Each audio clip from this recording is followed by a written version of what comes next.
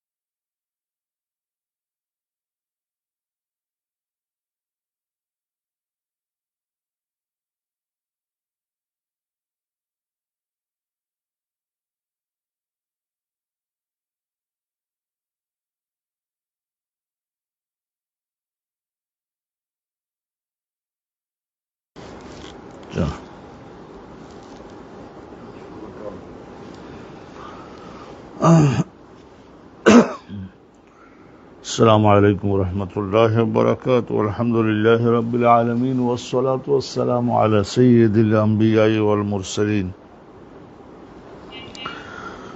باب الجمع بين السورتين في ركعة والقراءة بالخواتيم وبسورة قبل سورة وبأول سورة ويذكر عن عبد الله بن السائب قرأ النبي صلى الله عليه وسلم والمؤمنون سورة المؤمنون في الصبح حتى إذا جاء إلى آخر الباب। সম্মানিত দর্শক, আমরা নামাজের মধ্যে কিরাত পড়া তো ফরজ, আমরা এটা জানছি।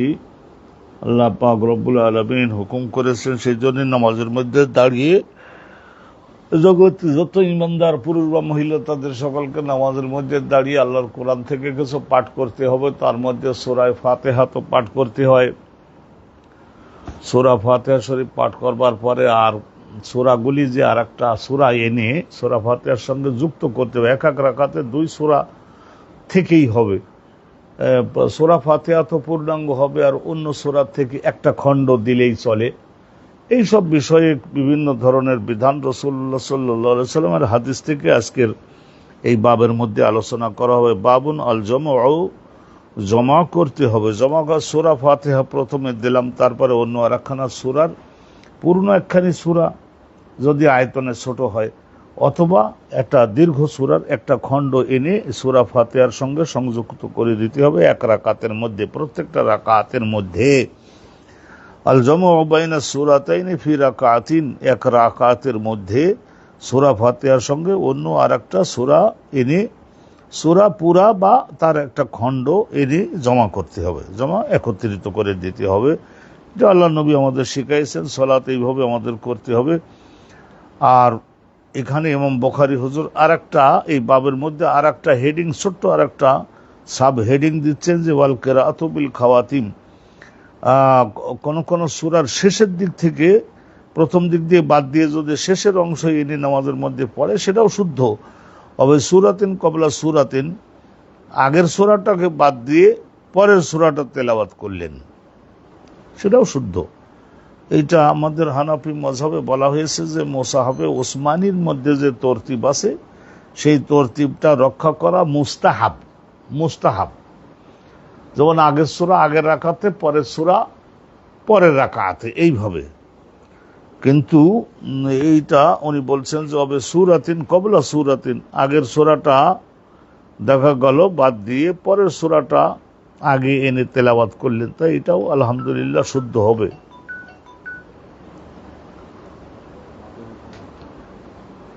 বন্ধ করে দাও।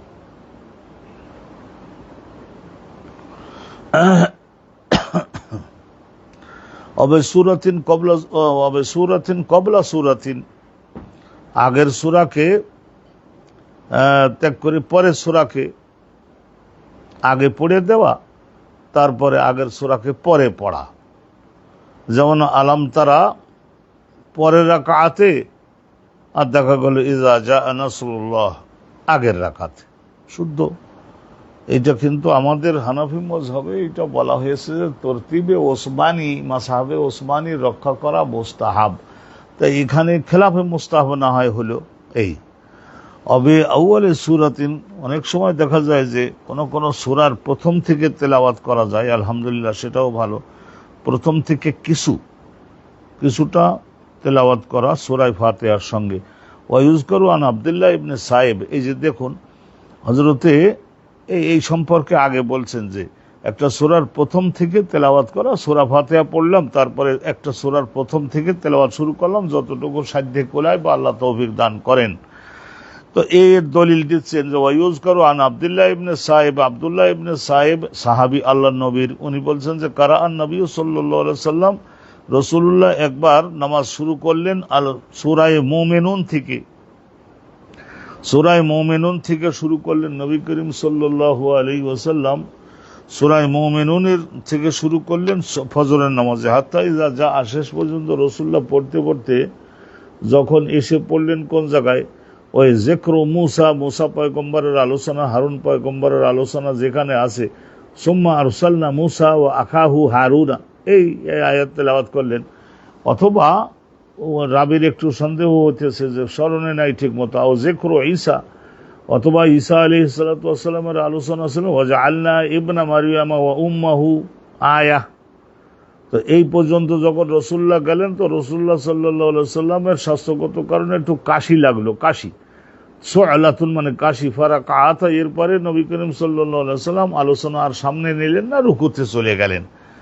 তাহলে এখানে দেখা গেল যে ওয়াবে আউয়ালি সূরাতিন, একটা সূরার প্রথম থেকে তেলাওয়াত শুরু করলেন, যতটুকু আল্লাহ রাব্বুল আলামিন তৌফিক দেয়। তখন নবী পাক সাল্লাল্লাহু আলাইহি ওয়াসাল্লামের কাশি লাগলে আর সামনে গেলেন না, ওখান থেকে রুকুতে চলে গেলেন, আর আগে তো সূরা ফাতিহা তো পড়েছেনই। তাহলে এখান থেকে আমরা প্রমাণ পেলাম যে একটা সূরার প্রথম থেকেও তেলাওয়াত করা যায়, শেষের থেকে নিয়েও তেলাওয়াত করা যায়। ইন্নাল্লাযীনা আমানু ওয়া আমিলুস সালিহাতি কানাত লাহুম জান্নাতুল ফিরদাউসি নুজুলা, এই যে সূরা কাহাফের শেষের থেকে 2 আয়াতের তেলাওয়াত, এটা অনেক ফজিলতের, তাই সেটা মনে করিয়ে নিন। সূরা ফাতিহার পরে কেউ পড়লেন, সেটাও শুদ্ধ আছে, সেটাও জায়েজ আছে। আগের অংশগুলো বাদ দিয়ে শেষের অংশ থেকে নিয়ে পড়লেন, জায়েজ আছে। তো এটা একটা এক্সাম্পল গেল। অকারা ওমর, হযরতে ওমর বিন আল খাত্তাব একবার তেলাওয়াত করেছিলেন, ফির রাকাতুল উলা, প্রথম রাকাতে উনি তেলাওয়াত করলেন বে মিআ ওয়া 20 আয়াতান, 120 আয়াতের মতো তেলাওয়াত করলেন সূরা বাকারার। মানে এখানে আলোচনা করলেন প্রথম সূরার প্রথমের দিক থেকে আলোচনা করলেন। আর অফিসানিয়াতে, আর দ্বিতীয় রাকাতের মধ্যে তিনি গিয়ে আলোচনা করলেন বে সূরাতিন মিনাল মাসানি, মাসানি শ্রেণীভুক্ত একখানি সূরা। মাসানি শ্রেণীভুক্ত সূরা কাকে বলা হয়? মাসানি তো বলা হয় যে সমস্ত সূরার মধ্যে আয়াতের সংখ্যা 100-র কম, সেইগুলিকে বলা হয় মাসানি। তো মাসানি থেকে একটা সূরা নিলেন দ্বিতীয় রাকাতে, আর প্রথম রাকাতে দিলেন উনি সূরা বাকারার প্রথম থেকে শুরু করে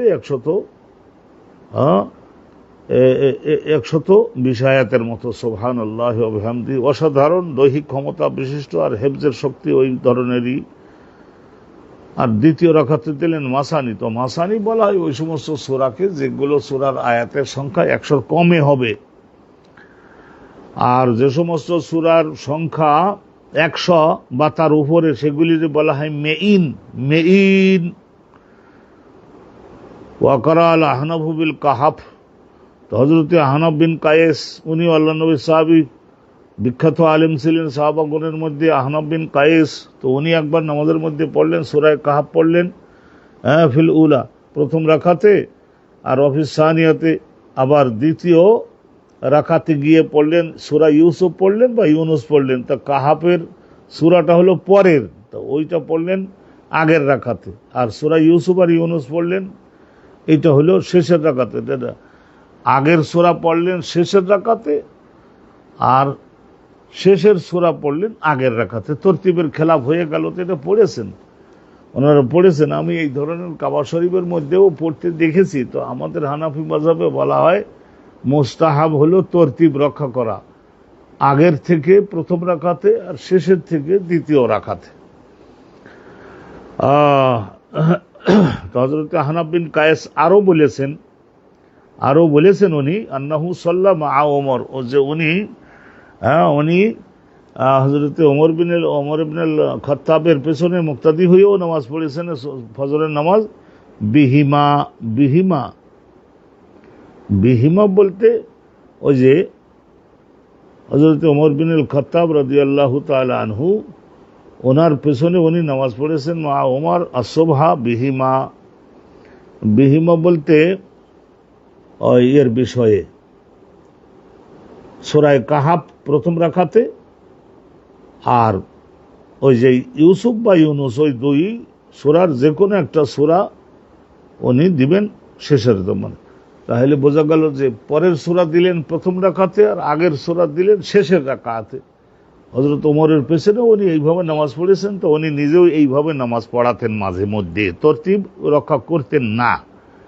এইটা ওয়াকরা আব্দুল্লাহ বিন মাসউদ, আর হযরত আব্দুল্লাহ বিন মাসউদ রাদিয়াল্লাহু তাআলা আনহু, হযরত আব্দুল্লাহ বিন মাসউদ রাদিয়াল্লাহু তাআলা আনহু উনি একবার পড়লেন বিআরবাঈনা আয়াতান, 40 আয়াত সূরা আনফালের প্রথম রাকাতে পড়লেন। সূরা আনফালের প্রথম সূরা আনফালের থেকে 40 আয়াত, আর শেষের রাকাতে উনি ফজরের শেষের রাকাতে পড়লেন, অথবা ঈশার জেহেরি যে 2 রাকাত পড়তে হয় তার শেষের রাকাতে পড়লেন মুফাসসালের আয়াত। তো মুফাসসাল বলা হয়, এখন আমরা তো আলহামদুলিল্লাহ জানলাম যে মাসানি কাদেরকে বলে 100 আয়াতের কম যে সমস্ত সূরা, তার সেগুলোকে বলা হয় মুফাসসাল, সেগুলিকে বলা হয় মাসানি। আর এই যে আলহামদুলিল্লাহ রাব্বিল আলামিন মুফাসসাল বলা হয় ওই সমস্ত সূরাগুলিকে মুফাসসাল। সূরা কেতাল থেকে শুরু করে, কোরআন শরীফের সূরায়ে কেতাল থেকে শুরু করে সূরায়ে ফাতহ, সূরায়ে হুজুরাত, সূরায়ে কাফ, এগুলি থেকে শুরু করে কোরআন শরীফের শেষ পর্যন্ত এগুলিকে বলা হয় মুফাসসাল। তো হযরত আব্দুল্লাহ বিন মাসউদ একবার নামাজ পড়ালেন সূরায়ে আনফালের থেকে 40 আয়াত পড়লেন প্রথম রাকাতে, আর দ্বিতীয় রাকাতে মুফাসসালের থেকে। তার মানে ওই যে সূরায়ে কেতাল, যেটার নাম হলো সূরায়ে মুহাম্মদ, সূরায়ে কেতাল, সূরায়ে ফাতহ, সূরায়ে হুজুরাত, সূরায়ে কাফ, আর শেষ পর্যন্ত ওদিক থেকে যে কোনো একটা সূরা দিলেন দ্বিতীয় রাকাতে। আলহামদুলিল্লাহ, তাহলে এখানে তো তরতিব রক্ষা হলো। ওয়াকালা কাতাদা, তু হযরতে কাতাদা বলেছেন যে ফি মান ইয়াকরাউ বিসূরাতিন ওয়াহিদাতিন ফি রাকাআতাইন, একই সূরা পড়েন একজন, একই সূরা পড়েন উভয় রাকাতে, যেমন প্রথম রাকাতেও কুল হুয়াল্লাহ, দ্বিতীয় রাকাতেও কুল হুয়াল্লাহ, বিসূরাতিন ওয়াহিদাতিন, একই সূরা কিন্তু উভয় রাকাতে। আও অথবা ইউরাদ্দিদু সূরাতান ওয়াহিদাতান ফি রাকাআতাইন, অথবা একটা সূরাকে মনে করেন 2-3 বার করে পড়লেন, ছোট সূরা তো এটা 2-3 বার করে পড়লেন, প্রথম রাকাতেও পড়লেন, দ্বিতীয় রাকাতেও পড়লেন 2-3 বার করে। তো সেগুলি সম্পর্কে হযরত কাতাদার কাছে জিজ্ঞাসা করা হয়েছিল, তো উনি বলেছিলেন কুল্লুন কিতাবুল্লাহ, এই সব কিছুই তো আল্লাহর কোরআনেরই আয়াত, সেগুলি নামাজের মধ্যে তো পড়েছে, তা নামাজ হবে না, কারণ নামাজ হয়ে যাবে। ওয়াকালা উবাইদুল্লাহ ইবনে ওমর, উবাইদুল্লাহ ইবনে ওমর বলেছেন যে হযরত সাবিত আল বানানি, এটা তাবেঈ, আনাস বিন মালিকের বিশেষ ছাত্র। উবাইদুল্লাহ রিওয়ায়াত করছেন সাবিত আল বুনানি থেকে। তিনি বর্ণনা করেন আনাস ইবনে মালিক, কানা রাজুলুন মিনাল আনসার, আনসারি একজন ব্যক্তি, ওনার নাম ছিল কুলসুম বিন হাদাম। তো কানা রাজুলুন মিনাল আনসার, আনসার কবিলায় আনসারের, মদিনার আনসারি আউসার খজর, তাদের মধ্য থেকে একজন আলেম ছিলেন ইয়াউমুহু ফি মসজিদে কোবা, কোবার মসজিদে উনি ইমামতি করতেন সাহাবায়ে কেরামের। ওয়াকানা কুল্লামা ইফতাতাহা সূরাত, তো ওয়াকানা কুল্লামা ইফতাতাহা, তো উনি অভ্যাস ছিল সূরা ফাতিহা পড়বার পরে একটা সূরা মনে করেন পড়বেন, কুল্লামা ইফতাতাহা সূরাতান, একটা সূরা পড়বেন, ইয়াকরাউ বিহা, তার মানে একটা সূরা উনি পাকা নিয়ত করলেন যে এই সূরাটা উনি পড়বেন মুসল্লিগণের উদ্দেশ্যে নামাজের মধ্যে।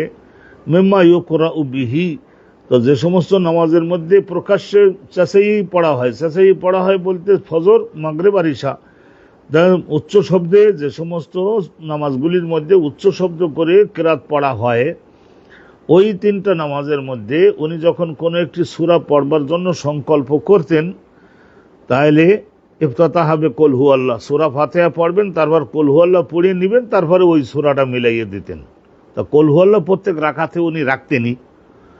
ইফতিতাহা কুল হু আল্লাহু আহাদ হাত্তা ইয়াফরাগা মিনহা, তো শেষ পর্যন্ত কুল হু আল্লাহ যখন শেষ করবেন, সুম্মা ইয়াকরাউ বিসূরাতিন উখরা মাআহা, কুল হু আল্লাহর সঙ্গে আরেকটা সূরা উনি মিলাই দিতেন। প্রথম রাকাতেও আরেকটা সূরা, দ্বিতীয় রাকাতেও আরেকটা সূরা, কিন্তু কুল হু আল্লাহ প্রত্যেক রাকাতে ফাউন্ডেশন হিসেবে উনি দিতেন সূরা ফাতিহার পরে।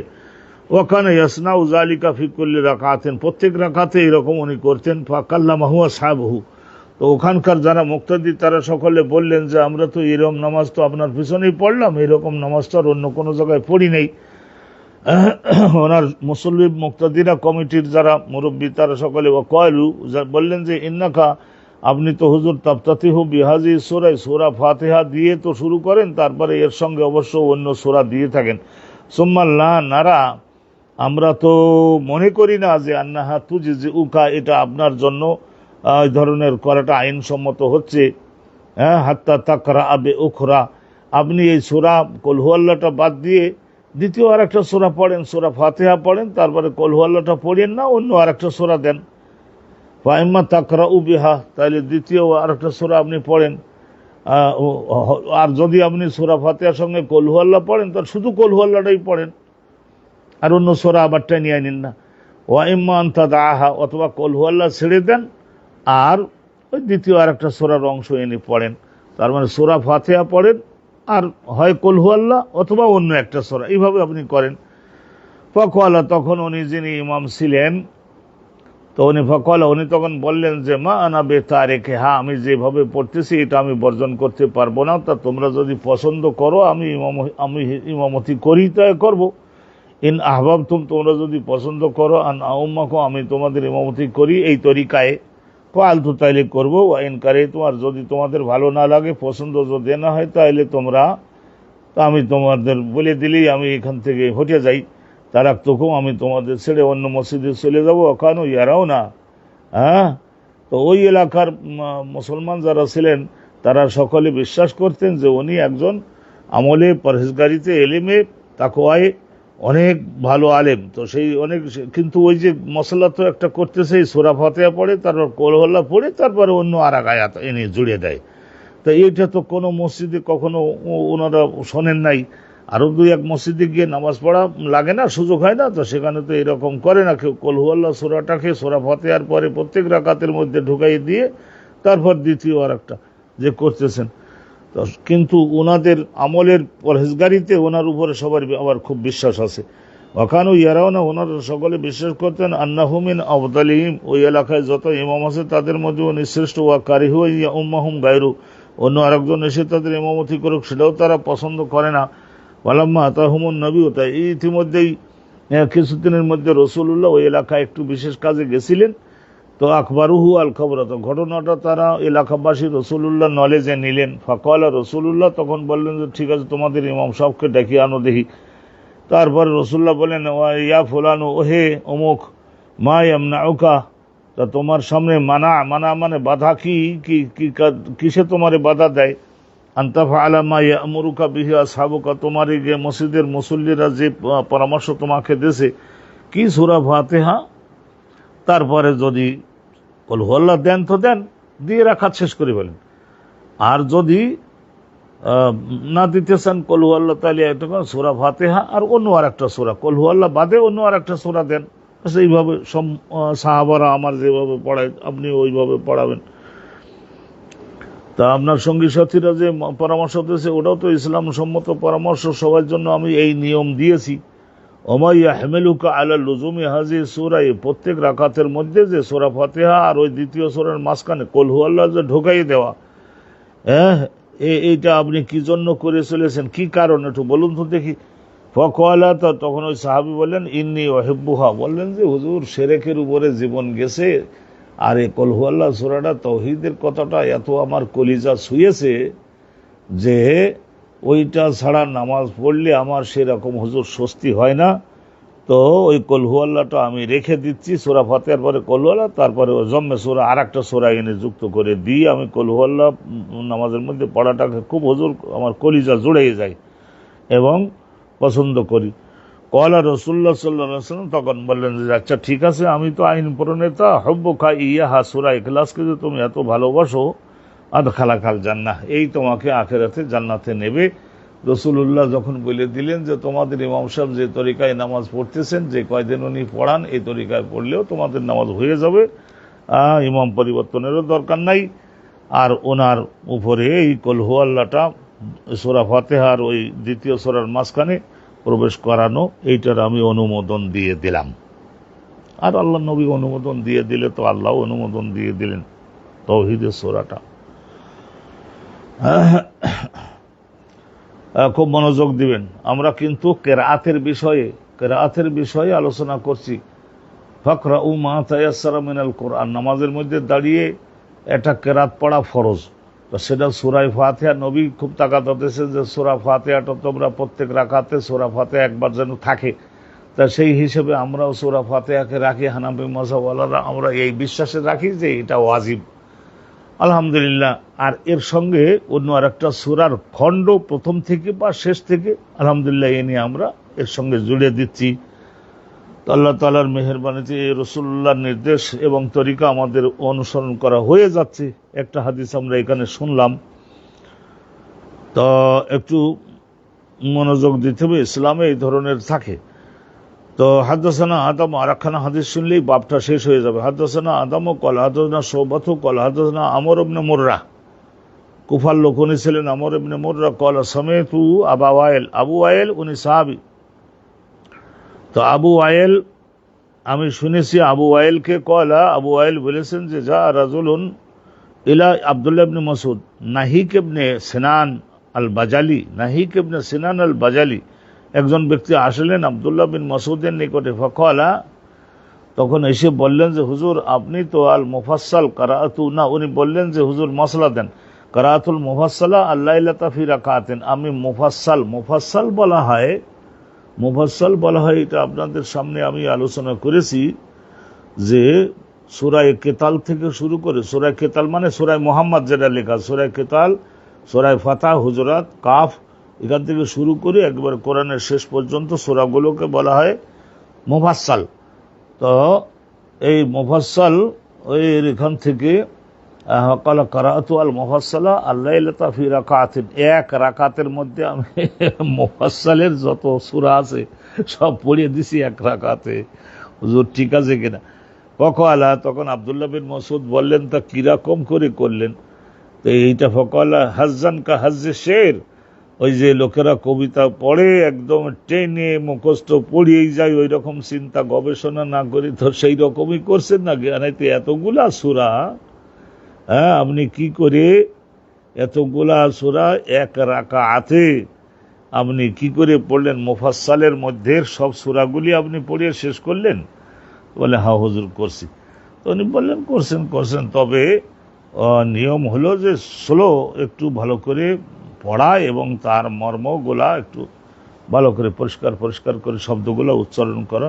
ওয়াকালা হাজ্জান শব্দের অর্থ হলো ব্যস্ততার সঙ্গে ঝড়ের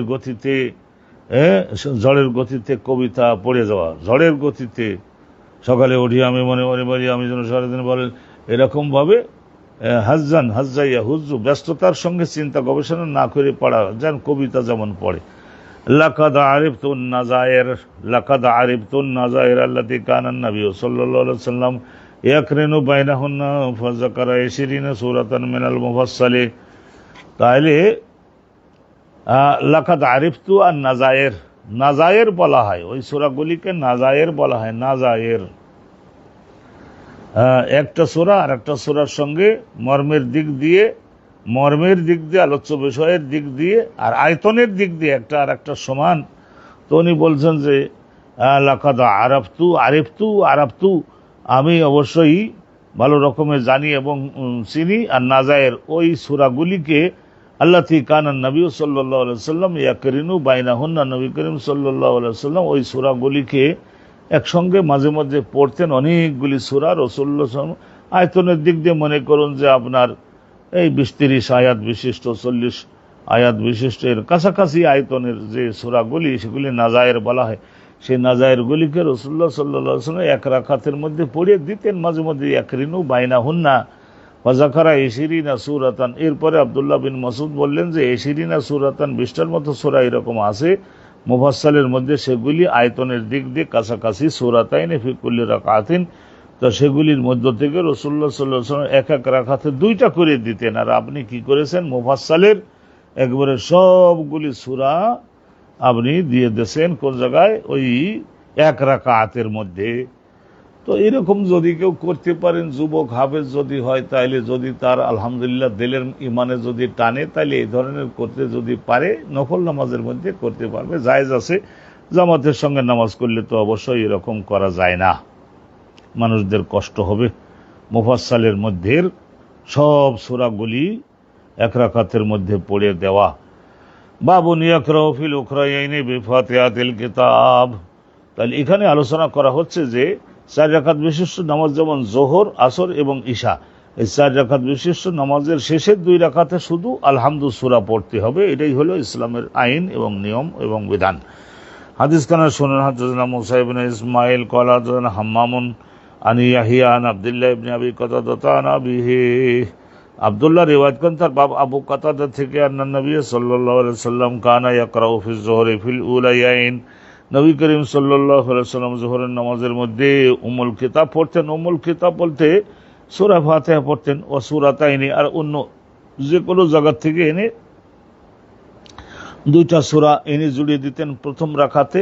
এর সূরা ফাতিহার শেষে একটা সূরা, আর শেষের রাকাতে ফাতিহার পরে আর একটা সূরা, দম্মে সূরা আমরা যেটা বলি।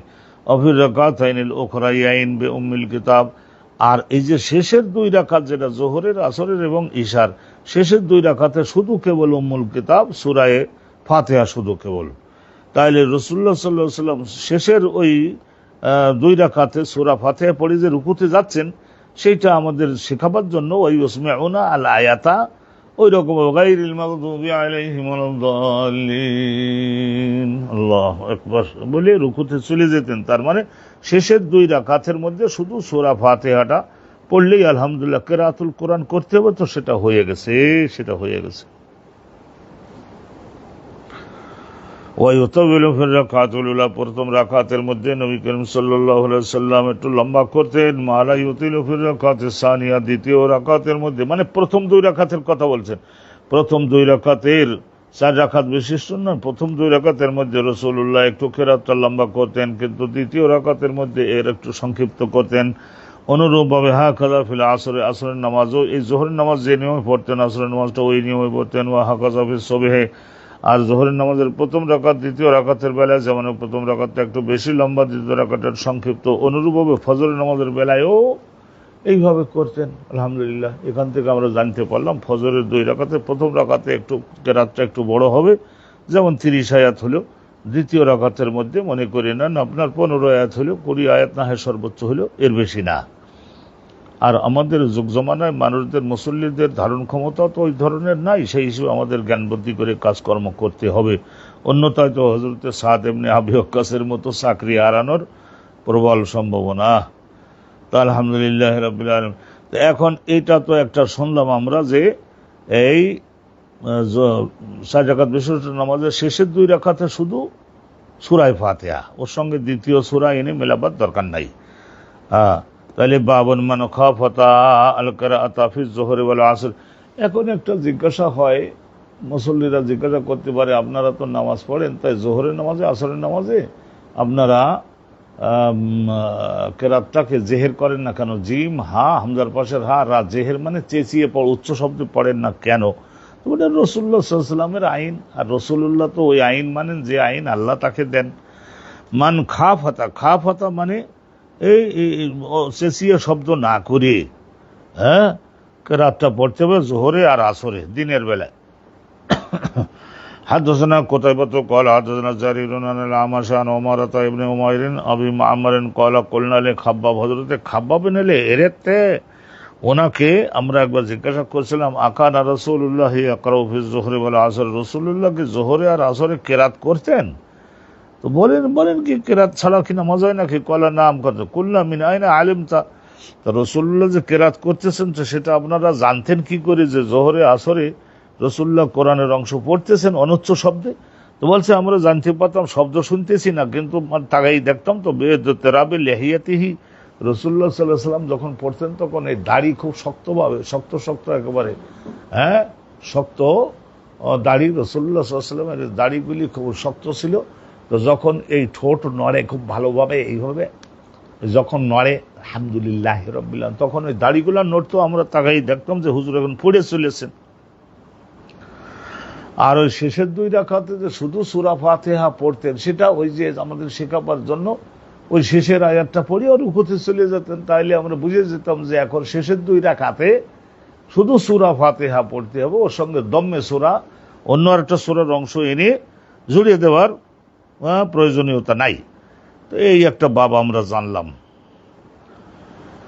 এবার শোনেন বাবু, ইজাজ মা আল ইমাম আল আয়াতা, ইমাম মাঝে মধ্যে মুসল্লিদের শিখাবার জন্য 1-2 আয়াত একটু শব্দ করে বলল, তাতে বললেন তাতে কোনো অসুবিধা নাই, এটা কোনো ক্ষতিকারক কিছু না, মানুষদের শেখাবার জন্য এরকম নবী পাক করেছেন।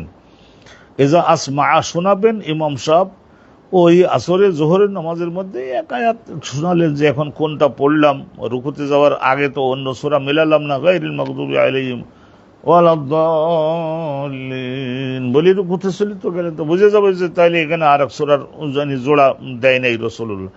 حدثنا محمد بن يوسف قال حدثنا الأوزاعي قال حدثنا يحيى بن أبي كثير قال حدثني عبد الله بن أبو قتادة عن أبي أن النبي صلى الله عليه وسلم كان يقرأ بأم الكتاب, রাসূলুল্লাহ সাল্লাল্লাহু আলাইহি ওয়াসাল্লাম উম্মুল কিতাব মানে সূরা ফাতিহা, রাসূলুল্লাহ সাল্লাল্লাহু আলাইহি ওয়াসাল্লাম এই সূরা ফাতিহা পড়তেন, ওয়া সূরাতান মাআহা, আর একটা সূরা এনে সূরা ফাতিহার সঙ্গে মিলাইয়ে দিতেন, ফির রাকাতাইন আল উলাইয়াইন, এই প্রথম 2 রাকাতের মধ্যে এরকম দম্মে সূরা আর একটা সূরা মিলাইয়ে দেওয়া, এটা রাসূলুল্লাহ করতেন মিন সালাতুল যোহর ওয়া সালাতুল আসর ওয়া ইউসমিউনা যোহর আর আসর, আর আমাদেরকে মাঝে মধ্যে 1 আয়াত শুনাইয়ে দিতেন, গায়রিল মাগদুবি আলাইহিম ওয়ালাদ-দাল্লিন, ওর দ্বারা আমরা বুঝে যেতাম যে আর দম্মে সূরা করে নাই, শুধু ফাতিহা। ওয়া কানা ইউতিলু ফির রাকাতিল উলা, আর প্রথম রাকাতটা তুলনামূলক বেশি লম্বা করতেন দ্বিতীয় রাকাতটার তুলনায়। এগুলি সমস্ত নামাজের বিভিন্ন আইন কানুন সম্পর্কে আমাদের শেখাবার জন্য আলোচনা করা হচ্ছে। দেখেন একেবারে সব কোশ্চেনগুলির জবাব আমরা পেয়ে যাচ্ছি। বাবুন ইউতাউবিলু ফির রাকাতিল উলা, তাইলে মুসল্লি প্রথম রাকাতটাতে একটু কেরাতটা একটু লম্বা করবেন, প্রথম রাকাতটাতে একটু লম্বা করবেন। সূরা ফাতিহা তো আর লম্বা করার কোনো সুযোগ নাই, ওটা তো 7 আয়াত বিশিষ্ট আছে, ওটা পড়ে তারপর ওর সঙ্গে যেটা দম করা হয়, দমন মানে সংযুক্ত করা হয় যেটা, ওইটা একটু তুলনামূলক, যেমন 30 আয়াত বা 20 আয়াত, আর দ্বিতীয়টা 10 আয়াত দ্বিতীয় রাকাতটাতে।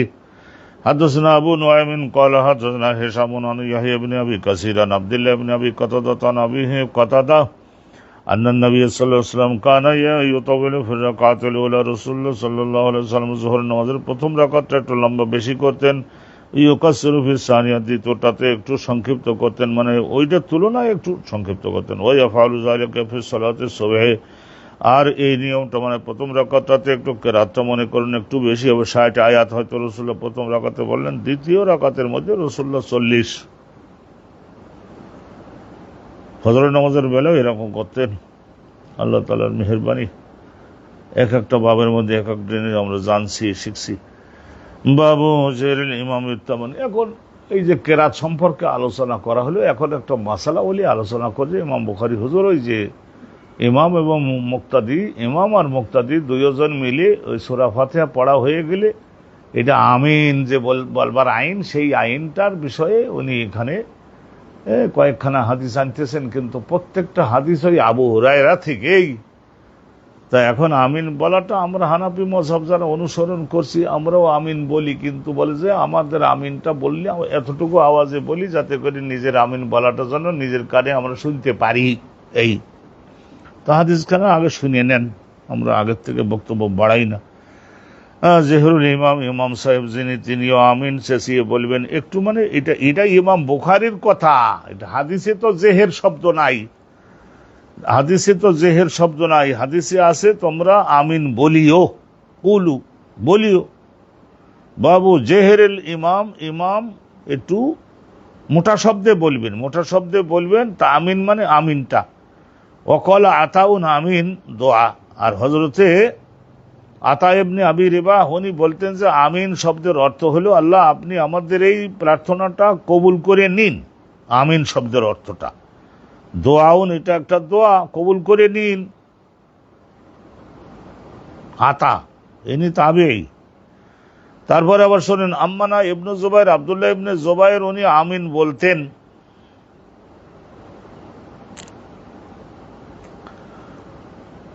এই যে আতা, আতা যে গেল, ওই আতা উনি রেওয়ায়াত করেছেন এটা, যেহেতু তাবেঈ, সাহাবীর কথা উনি ছাড়া বলবে কি করে। আব্দুল্লাহ ইবনে জুবাইর উনি আম্মানা আমিন বলতেন, ওমান ওয়ারাআহু, আর পেছনে যারা মুক্তাদি থাকতো তারাও আমিন বলতেন। হাত্তা এমন জোরে বলতেন যে ইন্না লিল মসজিদে লাজ্জাতান, ওই কাবা ঘরের মধ্যে উনি নামাজ পড়াতেন, কাবা ঘরের একবারে ভেতরে,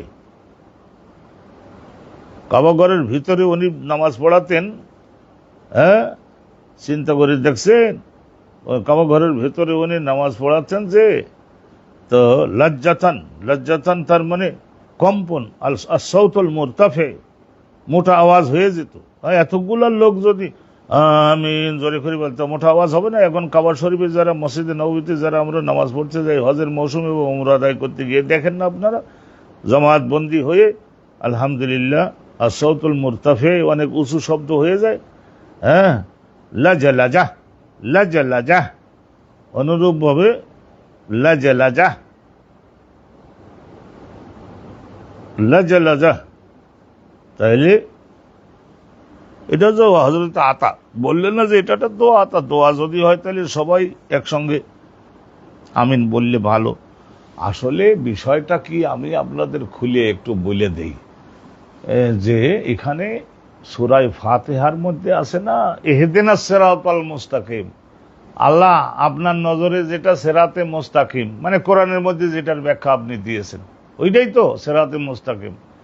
তো সেইটা আর শিক্ষাটা, জ্ঞানটা আপনি আমাদিগকে দিন, আমাদের কলবের মধ্যে সেটা ভালো করে বুঝাইয়ে দেন।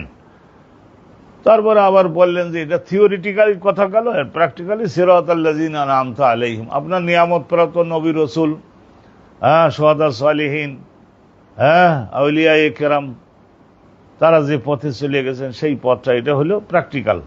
ওটা থিওরিটিক্যাল, ইহদিনাস সিরাতাল মুস্তাকিম সিরাতাল্লাযিনা আন'আমতা আলাইহিম।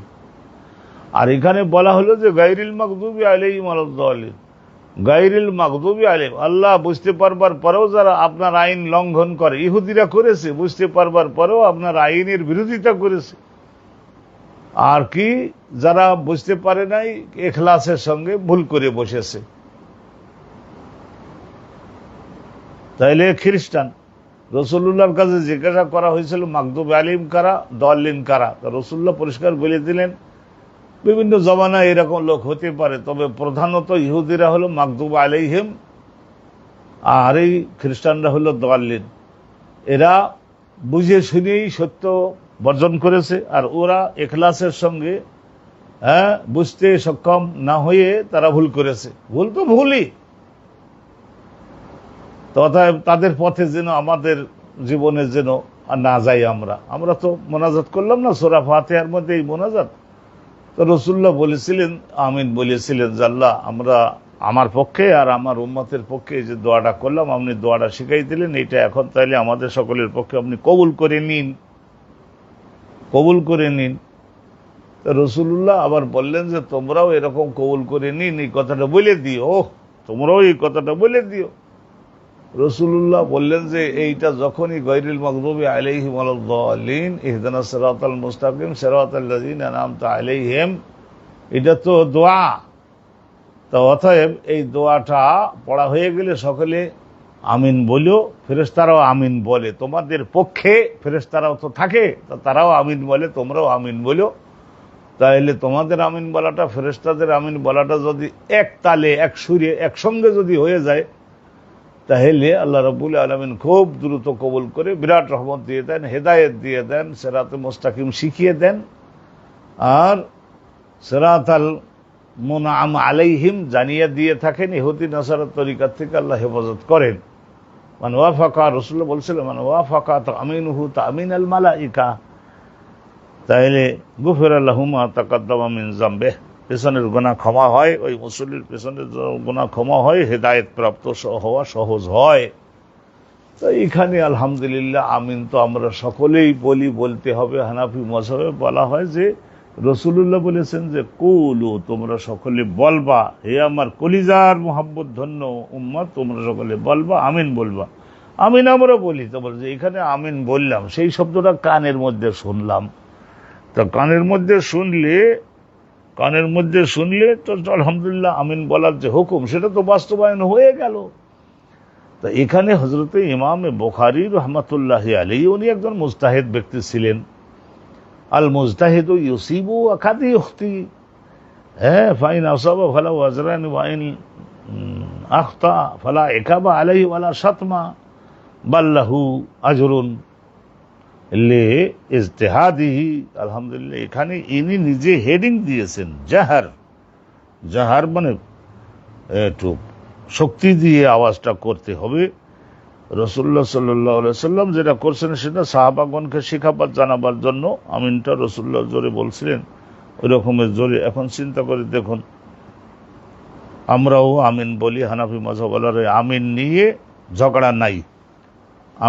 ঝগড়া নাই। এখন হাদিসগুলো শুনতে লাগুন, দেখবেন যে এখানে আলহামদুলিল্লাহ প্রত্যেকটা জায়গায় রাসূলুল্লাহ কখনো বলেন নাই এ যে হারু, তোমরা খুব চেঁচাইয়ে বলো আমিনটা, এইটা চেঁচাইয়ে বলো, এরকম রাসূলুল্লাহ এ যে হারু এই কথা বলেন নাই। রাসূলুল্লাহ রাহমাতুল লিল আলামিন, প্রত্যেকটা বিষয়ে কঠোরতাপন্থী নবী ছিলেন না। তো হযরতে আব্দুল্লাহ বিন জুবায়ের এবং ওনার সঙ্গে যারা নামাজ পড়তেন তারা সকলে কি করতেন, ওই সূরা ফাতিহা পড়া শেষ হয়ে গেলে আমিন বলতেন। তো মসজিদের মধ্যে লজ্জাতুন মানে গম গম গম আওয়াজ হতো, গম আওয়াজ হতো। ওয়াকানা আবু হুরায়রা, হযরতে আবু হুরায়রা নিজে তো এই হাদিসটার একমাত্র রাবী উনি।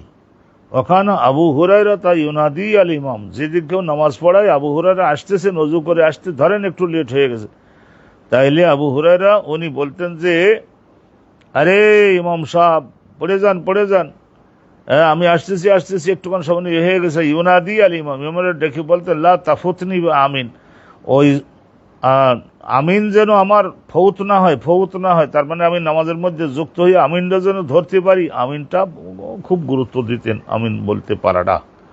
হযরতে আবু হুরায়রা সূরা ফাতিহা পড়ার মধ্যে আসলেই তো শেষে আমিন বলতে পারবেন উনি।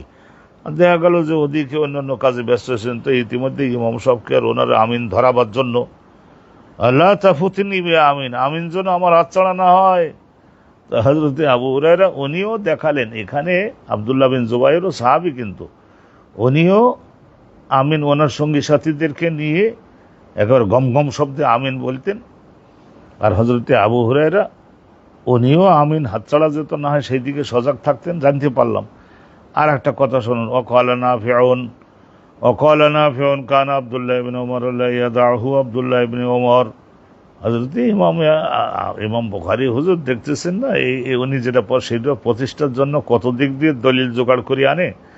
আবু হুরায়রারটা দিলেন, আব্দুল্লাহ ইবনে জুবায়েরেরটা দিলেন, আলহামদুলিল্লাহ।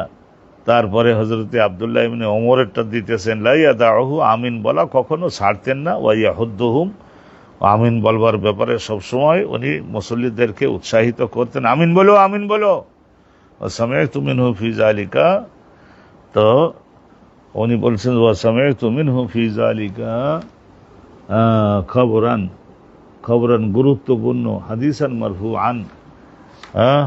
আর উনি বলছেন যে হযরতে নাফে বলতেছেন যে আমি আব্দুল্লাহ ইবনে ওমরের থেকে শুনেছি যে উনি এই আমিন বলবার বিষয়টা রাসূলুল্লাহ পর্যন্ত নিয়ে গেছেন। তার মানে রাসূলুল্লাহ সাল্লাল্লাহু আলাইহি সাল্লামও উম্মতকে বলে গেছেন যে তোমরা সূরা ফাতিহা জামাতে যখন ওই সময় আমিন তোমরা বলবা। তা সেটা তো আমরা তো সবাই মানি যে এটা হাদিসে মরফু। তো এইটা একটা হাদিস আমরা শুনলাম। তাই এখন আর একটা শোনেন, ওরা গেল হেডিং, কিন্তু এখন হাদিস শোনেন। হেডিং গেছে, হাদিস শুনুন। আব্দুল্লাহ ইবনে ইউসুফ ক্বালা আখবারনা মালিকুন ইমামান ইবনে শিহাব ইবনে যুরিয়ান সাঈদ ইবনে মুসাইয়্যিব ওয়া আবি সালামা। সাঈদ ইবনে মুসাইয়্যিব আর আবু সালামা আব্দুর রহমান বিন আউফের ছেলে। আবু সালামা ইবনে আব্দুর রহমান আন্নাহুমা আখবারাহু, তাহলে ওই দুইজন কেডা, আবু সালামা আর সাঈদ ইবনুল মুসাইয়্যিব, এই দুইজন মিলে ওনারা ইবনে শিহাব জুহরির কাছে বর্ণনা করেছেন ইন্নাহুমা আখবারাহু আন আবি হুরায়রা, তারা দুজন শুনলেন কার কাছে, আবু হুরায়রার কাছে। এই যে আবু হুরায়রা আমিন বলবার হাদিসটা আবু হুরায়রা বর্ণনা করছেন, হুজুর আন্না রাসূলুল্লাহ সাল্লাল্লাহু, নিশ্চয় নবী করিম সাল্লাল্লাহু আলাইহি সাল্লাম কল, রাসূলুল্লাহ বলেছেন এজা আম্মানাল ইমাম, তোমাদের ইমাম যখন, আম্মানা মানে আমিন বলেন, তো ইমাম আমিন বলবে সূরা ফাতিহা পড়বার পরে। রাসূলুল্লাহ বলতেছেন যে এটা আমিন রাসূলুল্লাহ যখন বললেন, তো আমরা বাপদাদা সহ আমরা সকলেই বাধ্য না আমিন বলতে? আমাদের গলায় নবী পাকের আনুগত্যের রশি ভালো করে বাঁধে নিছি না আমরা? রাসূলুল্লাহ যখন বলতেছেন আমিন বলতে হবে, তো আমরা তো অবশ্যই আমিন বলবো। নবী পাককে ছেড়ে একটা সেকেন্ডের জন্য আমরা পৃথিবীর কোনো জায়গায় কি যাওয়ার কোনো রকমের আগ্রহ রাখি না, সাহস রাখি না? আমাদের সেই সুযোগ আছে? রাসূলুল্লাহ সাল্লাল্লাহু আলাইহি ওয়াসাল্লামের জগৎ এক সাইডে এক হাতে দিলেও কি আমরা রাসূলুল্লাহর আসল ছেড়ে আমরা যাব? কোনো জায়গায় তো যাব না। রাসূলুল্লাহ আমিন বলতে বলেছেন, বাস আমিন সবাই বলবো, বাস আমরা আমিনটা একটু ছোট শব্দে বলি। এজা আম্মানাল ইমাম, ইমাম যখন আমিন বলে, ফা আমিনু, তোমরাও আমিন বলো, ফা ইন্নাহু মান ওয়াফাকা তামিনুহু তামিনাল মালায়েকা, ওই সময় ফেরেশতাগণ আমিন গায়রিল মাগদুবি আলাইহিম ওয়ালাদ-দাল্লিন। ইমাম সাহেব যখন দেল দিয়ে টেনে বলে ছেড়ে দেয়, তখন ফেরেশতা যারা আছে তারা সকলে বলে যে আল্লাহ কবুল করে নেন, এরা তো আপনার কাছে বেশি কিছু চায় নাই, ইহদিনাস সিরাতাল মুস্তাকিমটা চাইছে, সিরাতাল লাযিনা আন'আমতা আলাইহিমটা চাইছে, আর চাইছে তারা গায়রিল মাগদুবি আলাইহিম ওয়ালাদ-দাল্লিনটা চাইছে, ইহুদি আর নাসারা তরিকায় যাবে না এইটা চাইছে। তা ঠিক আছে, আপনি আল্লাহ রাব্বুল আলামিন কোরআন তো নাজিল আপনি করছেন, নবী রাসূল পাঠিয়েছেন, তো আপনার মূল উদ্দেশ্য তো এই। তা ঠিক আছে, তারাও তো আপনার পরিকল্পনা অনুপাতেই দাবিটা করেছে, এখন মানিয়ে নেন। ফাইন্নাহু মান ওয়াফাকা তামিনুহু, তার আমিন বলাটা, কোন একজন ইমানদারের আমিন বলাটা যদি ফেরেশতাগণের আমিন বলার সঙ্গে সঙ্গে মিলে যায়, গফিরা লাহু মা তাকাদ্দামা মিন যামবিহি, পূর্বের সমস্ত গুনাহ ক্ষমা। খবরদার লেগাম ছাড়া ব্যাখ্যা আমরা কিন্তু করি না। সমস্ত গুনাহ ক্ষমা মানে কি? একজন মিষ্টির দোকানদারের কাছ থেকে আপনি সেদিন 5 কেজি মিষ্টি কিনলেন, টাকা আছে পরিশোধ করতে পারেন, তার 4-5 বছর যায়, টাকাটা ফেরত দিলেন না, তাইলে এইটাও কি ক্ষমা? আপনার দেওয়ার ক্ষমতা আছে, টাকা দেন না কেন? এইটা ওই আমিন বললেন, আর ফেরেশতারাও আমিনের সঙ্গে এক মিলে গিয়ে বললেন, আর সমস্ত লোকজনের ধোঁকা দেওয়ার এই সমস্ত ক্ষমা হবে। আর এখনো যে আপনি ওই গোস্ত বিক্রি করেন, 8 কেজি গোস্ত মাফি দিলেন আর বললেন স্যার 10 কেজি দিয়েছি, আর এটা তো দেশি গরু, আর আজকে সকালে জবাই করে, তো এই পরিমাণ টাকা দিয়ে দেন স্যার। আর সঙ্গে সঙ্গে বিরাট সম্ভ্রান্ত লোক টাকা দিয়ে দিল, আর এই যে দুঃখে যে ধোঁকা দিলেন, আর এই আমিন মিলাই গেলে আপনি মাফ হয়ে যাবে? কোশ্চিন কালেও এটা হবে না। খবরদার এইরকম ধোঁকায় পড়বেন না। এটা সগীরা গুনাহগুলি ক্ষমা হবে। ক্বালা ইবনে শিহাব জোহরি, ইবনে শিহাব জোহরি হুজুর, উনি বিখ্যাত তাবিঈ, আল্লাহর রাসূলের হাদিসগুলি সংরক্ষণ করে লিখিতভাবে গ্রন্থবদ্ধ করবার ব্যাপারে উনি বিরাট ভূমিকা পালন করেছেন। ওনাকে ডিজি নিয়োগ করছিলেন হযরত ইবনে হাজম রহমাতুল্লাহি আলাইহি, উনিও তাবিঈ, বিখ্যাত মুহাদ্দিস উনিও। আর ওনাদের দুইজনকে এই দায়িত্ব দিয়েছিলেন হযরত ওমর ইবনে আব্দুল আজিজ। ভালো করে ইতিহাসটা আমাদের জানতে হবে। তো বলছে ইমাম বুখারীর আমলে হাদিস গ্রন্থবদ্ধ হয়েছে, এগুলির কোনো গ্রহণযোগ্যতা নেই। নাদানগুলি যে বলে, চিন্তা করে দেখছেন ইবনে শিহাব জোহরির আমলে 100 তাবিঈ, তারা না সাহাবার কাছ থেকে যে শিখে আসতেছেন ইবনে শিহাব জোহরি, হ্যাঁ, তাইলে সব সাহাবীর কাছ থেকে হাদিস নিয়ে লিখে ফেললেন না? তাইলে হাদিস তো তাবিঈগণের যুগে একবারে সিনিয়র তাবিঈ হযরতে ওই যে আমিরুন শাআবী, সিনিয়র তাবিঈ না? এইরকম ভাবে সাহাবাগণের মধ্যেও তো অনেকে লিখিত করছিলেন। তারপরে তাবিঈনগণ, রাসূলুল্লাহর ওফাত যেই হয়ে গেল, তখন তো কোরআন নাজিল বন্ধ হয়ে গেল, গ্রন্থবদ্ধ হয়ে গেছে কোরআন। এরপরে সাহাবাগণ অনেকেই হাদিস, নবী পাকের হাদিস লিখিত করেছে। قال ابن شهاب الزهري وكان رسول الله صلى الله عليه وسلم يقول آمين, রাসূল নিজেই যত পড়তেন, সূরা ফাতিহা পড়া শেষ করে আমিন বলতেন। তো এখানেও রিওয়ায়াত গেল কার? ওই আবু হুরায়রারই রিওয়ায়াত কিন্তু। আর একটা হাদিস শোনেন ওই আবু হুরায়রা, তারপর আর একটা হাদিস শুনবেন ওই আবু হুরায়রা।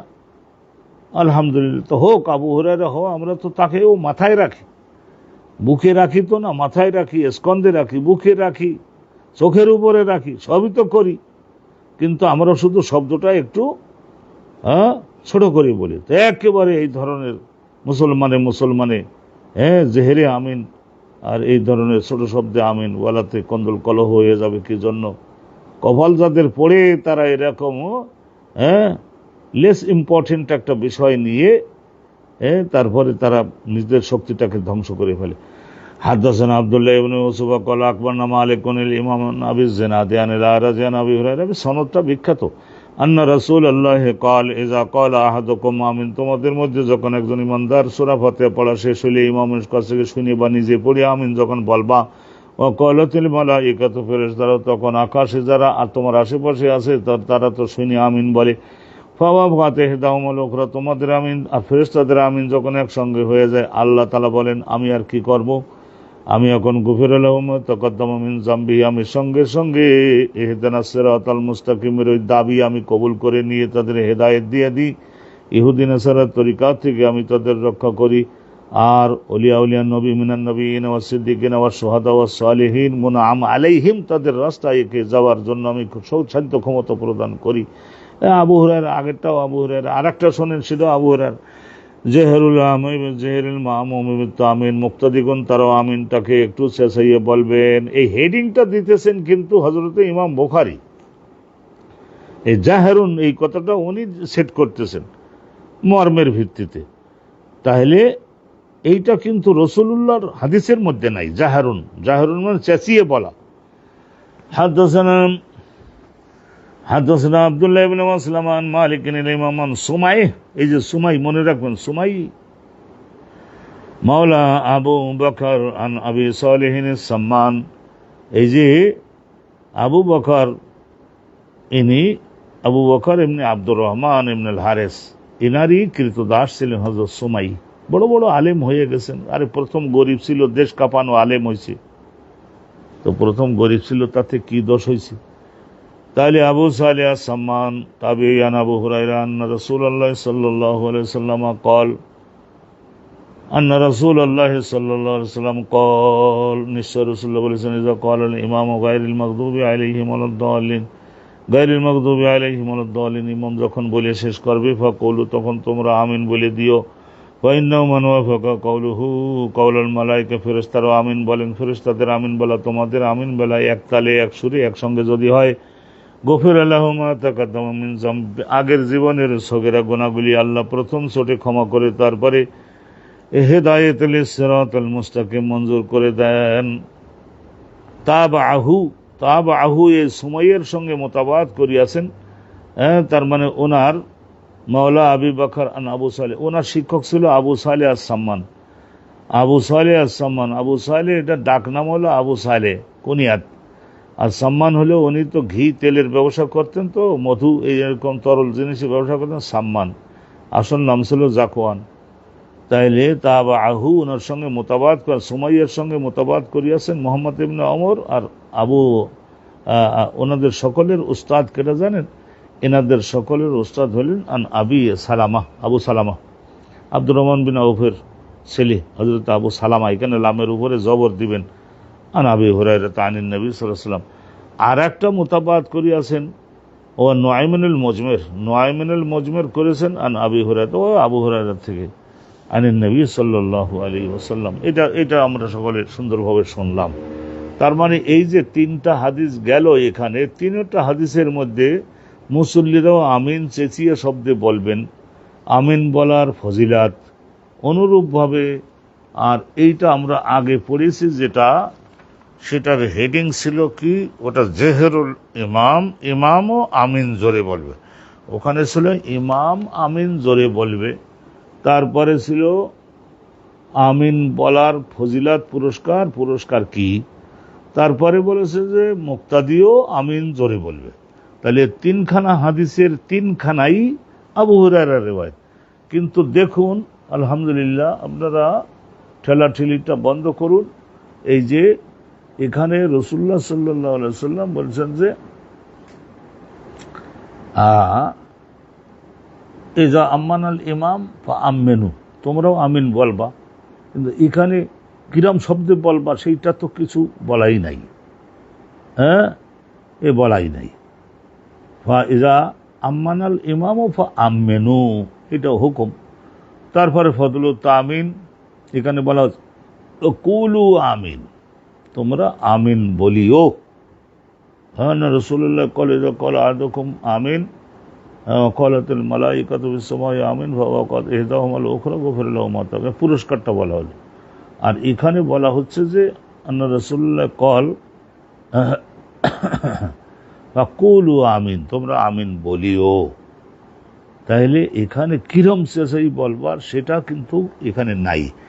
এই সমস্ত বিষয়গুলি আমাদের এখন বর্তমান জমানা যা দাঁড়াইছে, এখন নিজেদের শক্তিটা, মহাযুদ্ধ সামনে শুরু হয়ে গেছে, শক্তি আমাদের যাতে ক্ষয় না হয়, শক্তিটা সঞ্চয় করে রেখে সব জোটবদ্ধ হয়ে ভাই ভাই গলায় গলায় মিশে ভালো করে মুসাফা করে বুকে বুকে গলায় গলায় মিশে আমাদের কি করতে হবে, এখন বাংলাদেশের উত্তর এলাকা দক্ষিণ এলাকা আলহামদুলিল্লাহ জোটবদ্ধ হয়ে ইসলামের মর্যাদা, রাসূলুল্লাহর মর্যাদা যাতে কেউ আঘাত করতে না পারে, সেই জন্যই আমাদেরকে বেশি মনোযোগ দিতে হবে। এই বিষয়টা আমি বলি। কিন্তু আমিন আমরা কিন্তু 100% আলহামদুলিল্লাহ নিজেও যদি সূরা ফাতিহা পড়ি আমিন বলবো, কিন্তু আমিনটা বলবো এতটুকু করে। আমিন যদি বলি যে নিজের শব্দটা, আমিন শব্দটা নিজের কানে শুনতে পাইছি, আলহামদুলিল্লাহ তাতেই আমিন বলার ওই যে ফজিলতটা আমরা ইনশাল্লাহ অর্জন হবে। কারণ আমি তো আমিন মোহাব্বতের সঙ্গে, নবীর কথা না, আমার রাসূলুল্লাহর কথা না এটা। বাবুন ইযা রাকাতুন আস-সাফ, এখন মনে করুন যে কোন একজন মুসল্লি, রাসূলুল্লাহ বলছিলেন যে যে রুকুটা পাইলো সে ওই রাকাতটা পাইলো, তো এই জন্য দৌড়ে আসতে গিয়ে সে এখনো ওই সফের সারির মধ্যে আসতে পারে নাই, 5-7 আর 10 হাত দূরে আছে। যখন ইমাম রুকুতে চলে গেছে ওই জায়গায় দাঁড়াইয়েই ওই জায়গায় রুকুতে তকবীর বাঁধতে উনি রুকুতে চলে গেছে। এইরকম যদি কেউ করে তো এটা কিরকম হবে? এরকমও একজন সাহাবী করছিলেন, তো সেই জন্য এজা রাকাতুন আস-সাফ, সফের ওখানে উপস্থিত হওয়ার আগেই ওই আসবার পথে ওই জায়গায় রুকু করে দিল ওই রাকাতটা ধরবার জন্য। হাদাসানা মুসা ইবনে ইসমাঈল ক্বালা হাদাসানা হাম্মামুন আনিল আ'লাম, হাম্মামুন আনিল আ'লাম, আ'লাম একজন রাবী। আ'লাম কেডা? এটা ও জিয়াদ, জিয়াদ নাম ছিল ওনার, আ'লাম। আনিল হাসান, জিয়াদ আল আ'লাম। আনিল হাসান আল বসরি আন আবি বকর, আবু বকর আল্লাহর নবীর একজন তরুণ বয়সের সাহাবী, আন্নাহু ইনতাহা ইলান নবী, আবু বকর তো বয়সে কম, তো সেই জন্য আন্নাহু ইনতাহা ইলান নবী, উনি রাসূলুল্লাহ সাল্লাল্লাহু আলাইহি ওয়াসাল্লামের কাছে দৌড়েই যেতে লাগলেন নামাজ ধরবে বলে। ওয়া রাকিউন, ইনতাহা দৌড়, রাসূলুল্লাহর নামাজে যোগদান করবার জন্য দৌড়াই যেতে লাগলেন, পৌঁছানোর চেষ্টা করলেন। হ্যাঁ, ওয়া রাকিউন, রাসূলুল্লাহ রুকুতে চলে গেলেন, ফারাকা, উনিও রুকুতে পড়ে গেলেন, ক্বাবলা ইয়াসিলা ইলা সাফে, কিন্তু এখনো লাইনে পৌঁছতে পারে নাই, রুকুতে চলে গেছে। রাসূলুল্লাহ রুকুতে গেছেন, তো এখন আবু বকর উনিও রুকুতে চলে গেছেন। ওয়া যুকিরা যালিকা লিন-নবী, একজন বলে হুজুর আবু বকর এরকম কসে মাঝখানে এক জায়গা ফাঁক থই, ওদিকে আলাদা আলাদা এক জায়গায় রুকুতে পড়েছে আপনার রাকাতটা ধরবার জন্য, এটা মশলায় কেমন হলো? ওয়া যুকিরা যালিকা লিন-নবী ফাকালা রাসূলুল্লাহ, তখন বাচ্চা ছিলে তো, এই ধরেন 15-18 এরম বয়স। হযরত আবু বকরা বিদায় হজে রাসূলুল্লাহর উঠে দড়ি ধরে কি টানাটাই না টানলো। আহা, এই 3-4 দিন 5 দিন 7 দিন আল্লাহ কি কষ্ট করছে, মহা গৌরব পাইছে। যত হজের হাদিসগুলি সব আবু বকরা বয়ান করছে, রাসূলুল্লাহর আমল দেখে দেখে বর্ণনা করছেন। কিয়ামত পর্যন্ত তাদের নামগুলি জগৎবাসী জানবে। ওয়াকালা রাসূলুল্লাহ সাল্লাল্লাহু আলাইহি ওয়াসাল্লাম, রাসূলুল্লাহর সঙ্গে রুকুটা ধরবার জন্য, রুকুটা ধরা মানে রাকাতটা পেয়ে গেল। ওয়াকালা রাসূলুল্লাহ সাল্লাল্লাহু আলাইহি ওয়াসাল্লাম, তখন বললেন যাদাকাল্লাহু হিরসান, আমার সঙ্গে তুমি এই যে আমার সঙ্গে নামাজের রাকাতটা ধরবার জন্য তুমি যে এত তোমার মধ্যে লোভ এবং আগ্রহ তীব্রতর দেখলাম, আল্লাহ এই আগ্রহটাকে তোমার জন্য আরো বাড়িয়ে দিন, বাড়িয়ে দেন। ওলা তাউত, কিন্তু আমি নিষেধ করি ওই কাতারে পৌঁছানোর আগে ওইদিকে 10-20 হাত আগের থেকেই ওই রকম যে যে জায়গায় আছো সেখান থেকে রুকুতে চলে যাওয়া, তা করে না। ওয়ালা তাউদ, আজকের জন্য এটা তোমার জন্য অনুমোদন দিয়ে দিলাম, আমি বলে দিলাম। আল্লাহর ফেরেশতারা লিখে নিলেন কিন্তু এরকম আর না করা উচিত হবে। ওয়ালা তাউদ, দ্বিতীয়বার আবার এইরকম যেন আর না করো। হযরত আবু বকরকে রাসূলুল্লাহ আদর করতেন, নামাজ শেখাতেন। আবু বকরা, এটা আনো সেটা আনো, একটু এক্সচেঞ্জে যাবো, পানি আনো, কুলুক আনো, এটা আনো সেটা আনো। বাবুন ইতমামুত তাকবীর ফির রুকু, রুকু করতে যাওয়ার সময় কি করতে হবে? তকবীরটাকে একটু খুব টেনে বলতে হবে। রুকুতে যাওয়ার সময় আল্লাহু আকবার এরকম একটু টেনে বললে তো মুসল্লিরাও অনুসরণ করতে পারে। বিরাট জামাত তো। এখন যদি সেকেন্ডের আল্লাহু আকবার আল্লাহু আকবার, এত শর্ট টাইমের মধ্যে কি করে লোকজন আপনার সঙ্গে অন্তর্ভুক্ত হবে, কি করে ঢুকবে? ইতমাম পরিপূর্ণ করতে হবে। তকবীরটা রুকুতে যাওয়ার সময় যে আপনি ইমাম যে তকবীরটা দিচ্ছেন, সে তকবীরটা একটু লম্বা করে বলতে হবে। ইতমামুত তাকবীর, তকবীরটা একটু ভালো করে। ক্বালাহু ইবনু আব্বাস আনিন নবী সাল্লাল্লাহু আলাইহি ওয়াসাল্লাম,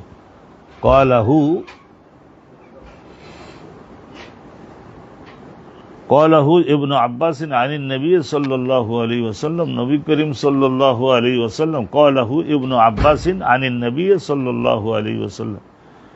তাইলে এই যে ইতমামুত তাকবীরটা করতে হবে, একটু লম্বা করে সুর দিয়ে, একটু মিষ্টি আওয়াজে, একটু লম্বা করে রুকুতে যাওয়ার সময় তকবীরটা যদি বলে ইমাম সাহেব, তাইলে ক্বালাহু ইবনু আব্বাস, হযরত আব্দুল্লাহ ইবনে আব্বাস রাদিয়াল্লাহু তাআলা আনহু, হযরত আব্দুল্লাহ ইবনে আব্বাস রাদিয়াল্লাহু তাআলা আনহু উনি রাসূলুল্লাহ থেকে এটা হাদিস হিসেবে বর্ণনা করেছিলেন। আর এই সম্পর্কে মালিক ইবনে হুয়াইরিস আর একজন সাহাবী, আব্দুল্লাহ ইবনে আব্বাস আর একজন সাহাবী, এই দুইজনের রিওয়ায়াত আছে। তার মানে রুকু করবার সময় কি করতে হবে? তকবীরটাকে একটু লম্বা করে সুর দিয়ে সুন্দর করে বলতে হবে, যাতে করে অন্য লোকজন অনুসরণ করতে পারে।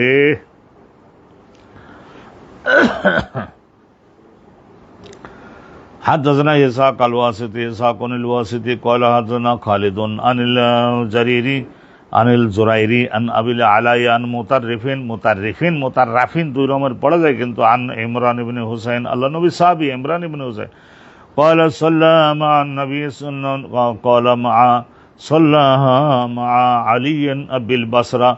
হযরতে ইমরান ইবনে হুসাইন উনি একবার বসরায় গেলেন, হযরতে হযরত আলী ইবনে আবি তালিবের সঙ্গে মুক্তাদি হয়ে বসরাতে উনি একবার নামাজ পড়লেন।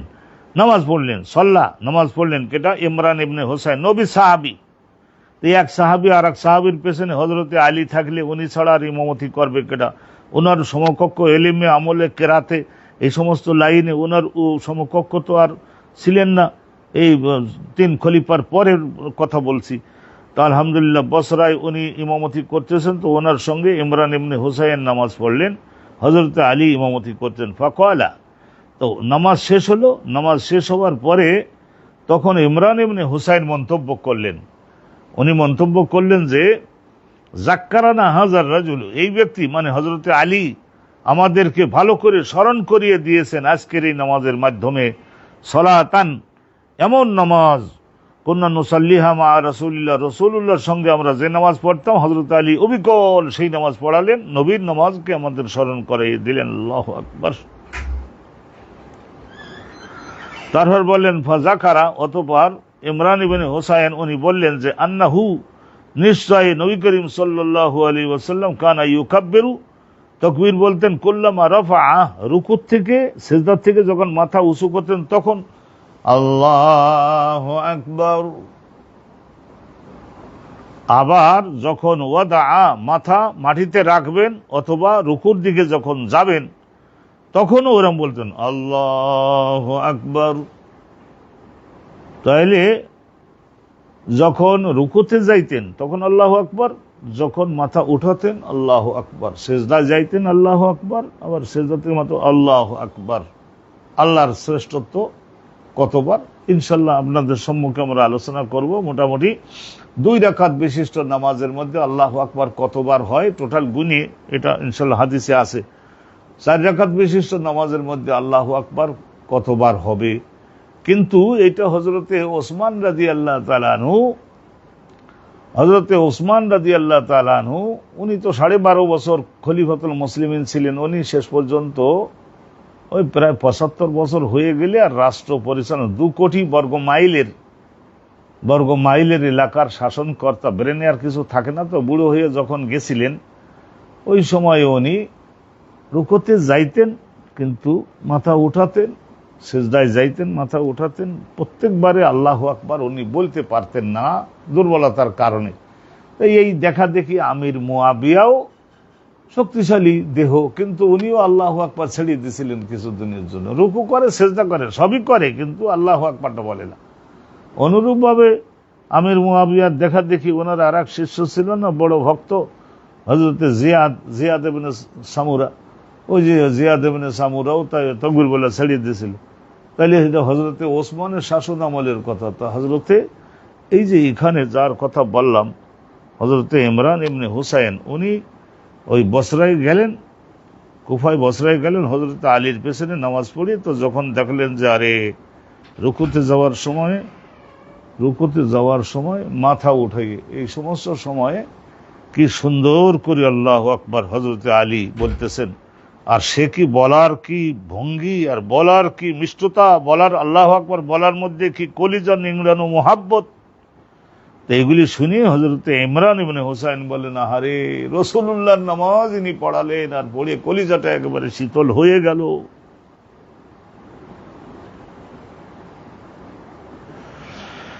আল্লাহু আকবার।